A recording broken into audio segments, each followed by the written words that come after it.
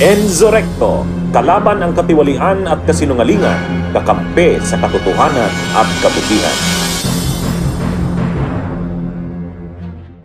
Kaya lang yun na nga ang sinasabi ni Senador Ping Lacson.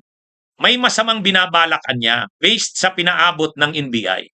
Mayroong masamang binabalak itong grupong ito na kapag sila ay sinight in contempt, magkakaroon ng kaguluhan. Yan yung ano. Kaya ang ginawa ng Senado, nagsagawa na ngayon ng mga security measures. Ano ang mga security measures na isinagawa?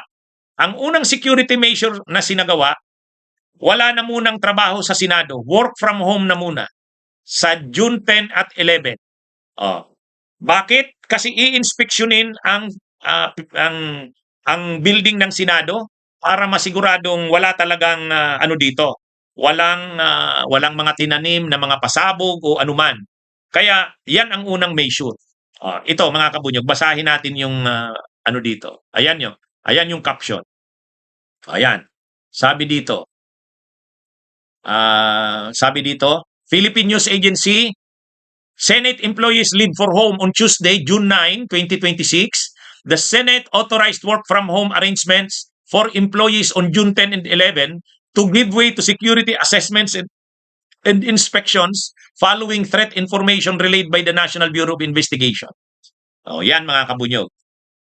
At yun na nga, heightened alert ng USAA, ng Office of the Sergeant at Arms, naka-heightened alert ang Senado. So ibig sabihin, hindi tulad nung dati na pwedeng, 'di ba, ang ginagawa nila Pia Cayetano, ang ginagawa nila Rubin Padilla, yung mga yung mga ex-bodyguards na yon nakakalabas-pasok sa Senado, ang ginagamit nila, pinapalabas nilang guests ng opisina ni Rubin Padilla. Siyempre, senador yan, nire-respeto yan. Kaya lang, ang pinapalabas naman nila Rubin Padilla, yung mga ex-Malita boys na yan, ay mga guests daw nila, si Baligod, si Mike Defensor.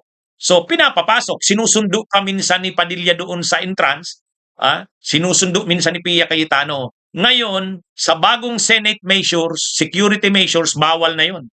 Hindi na sila pwedeng basta-basta makapasok. Kaya yung mga guest na yan, hindi na pwede. Dahil nga dito sa mga banta na ito. O ngayon, umalma dyan mga kabunyog. Umalma dyan si Cayetano. Umalma. Pero sa totoo lang, yung sinasabi ko na yan ay matagal ko nang sinabi yan sa vlog ko. Naalala nyo, nag-vlog na ako niyan, sabi ko, ako sa tingin ko gagamitin itong mga ex-bodyguards na ito, itong Malita boys, gagamitin ito. Magkakaroon yan ng kaguluhan kapag inaresto yan. Kasi siyempre, kapag sinight in contempt yan, aalma yung mga ex-bodyguards na yan na Malita boys. Kaya itong mga ginagawa nilang pabalik-balik sa Senado, hindi yan simple. Mayroong mayroon yang bahagi yan ng isang plano. Diba sinabi ko yan sa vlog ko, mga kabunyog, kung nanonood kayo lagi sa mga vlog ko, inano ko na yan. Sabi ko, yung ginagawa na yan nila Baligod, paghahanda yan sa pag-cite in contempt. Bakit sila nandun? Bakit sila nandun nung Monday? Para sabihin, kapag pinagpaliwanag sila, bakit kayo hindi dapat i-cite in contempt? Sasabihin nila, attend naman sana kami. Sa katunayan, nandun na kami sa Senate building.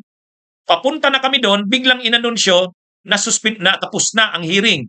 So wala na. Pero sa totoo, gusto naming umattend. Di ba? Ganun yung kanilang narrative dyan. Pero sa totoo lang, drama lang nila yon. Hindi naman talaga nila gustong umattend.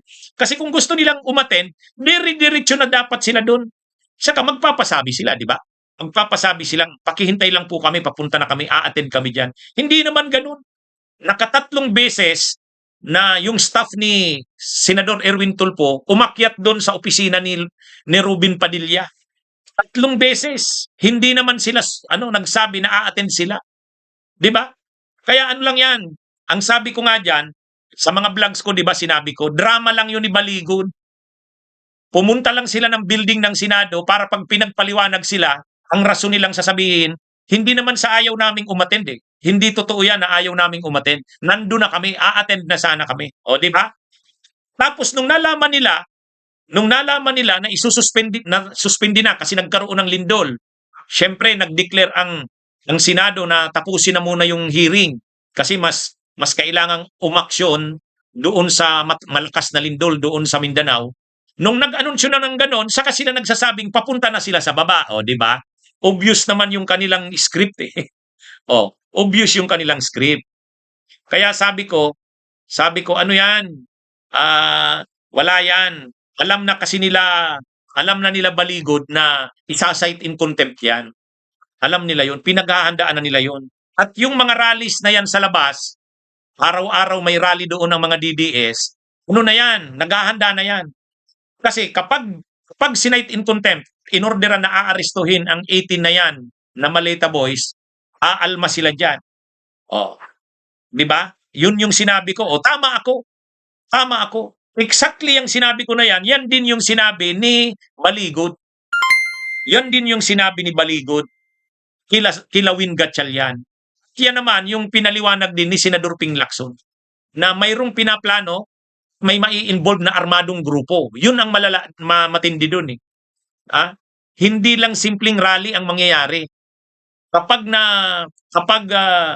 Siguro kapag isa-cite in contempt na at aarestuhin itong 18 Maleta Boys na ito, may armadong grupong mai-involve doon sa Senado.